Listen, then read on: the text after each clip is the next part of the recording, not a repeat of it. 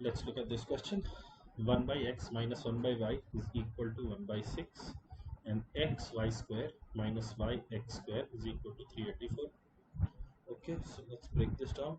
I will get xy, if I take out common, I will get y minus x here. This is equal to 384. So, if in order to find out the value of y minus x, find the value of y minus x. In order to find out the value of y minus x, what I need is from this expression, what I need is value of xy. So when I break this down, I get 6y minus 6x is equal to xy. Okay, so let me put it here.